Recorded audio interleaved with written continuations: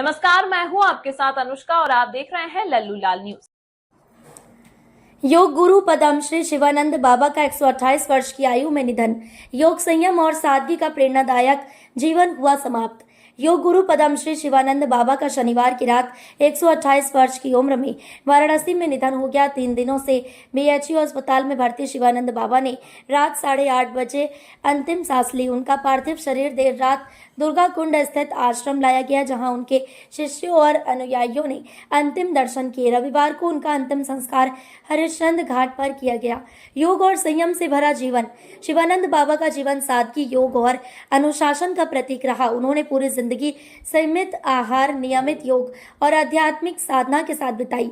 बाबा का कहना था कि लंबी उम्र और उत्तम स्वास्थ्य का रहस्य योग, प्राणायाम, उबला हुआ भोजन और घरेलू औषधियों में छिपा है। उबला हुआ भोजन और सादा जीवन। शिवानंद बाबा का खान पान अत्यंत सादा था।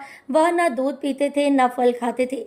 उनका भोजन सिर्फ उबली हुई सब्जियां, नमक रहित जौ का दलिया और उबला आलू होता था। रात 9 बजे तक सो जाना उनके दिनचर्या का हिस्सा था। सोने के लिए वह लकड़ी की स्लैब से बना तकिया और चटाई का उपयोग करते थे। न कभी एसी का प्रयोग किया और न ही सर्दी में ब्लोअर का। दैनिक दिनचर्या और अध्यात्म। हर दिन सुबह 3 बजे उठकर स्नान करने के बाद वह श्रीमद् भागवत गीता का बांग्ला अनुवाद पढ़ते थे। उनका जन्म 8 अगस्त 1896 को तत्कालीन ब्रिटिश भारत के अंतर्गत बांग्लादेश के सिलहट जिले के हरिपुर गांव में हुआ था। उन्होंने कभी विवाह नहीं किया और जीवन भर समाज सेवा, योग और साधना में लीन रही। 2022 में मिला था पद्मश्री सम्मान। 21 मार्च 2022 को राष्ट्रपति भवन में आयोजित समारोह में शिवानंद बाबा को पद्मश्री से सम्मानित किया गया था। यह पल इसलिए भी विशेष बन गया जब बाबा ने मंच पर पहुंचकर प्रधानमंत्री नरेंद्र मोदी को प्रणाम किया और पीएम मोदी ने भी उन्हें झुककर हाथ जोड़कर प्रणाम किया। प्रेरणा के स्रोत बने शिवानंद बाबा। दुर्गा कुंड के कबीर नगर में स्थित उनके आश्रम में रहने वाले शिष्य बताते हैं कि बाबा अब भी रोज 30 सीढ़ियां चढ़ते उतरते हैं। उनका स्वास्थ्य और सक्रियता देखकर युवा भी आश्चर्यचकित हो जाते हैं। बाबा ने न केवल योग को जीवन का हिस्सा बनाया, बल्कि लाखों लोगों को इससे जोड़कर एक स्वस्थ जीवन की प्रेरणा दी।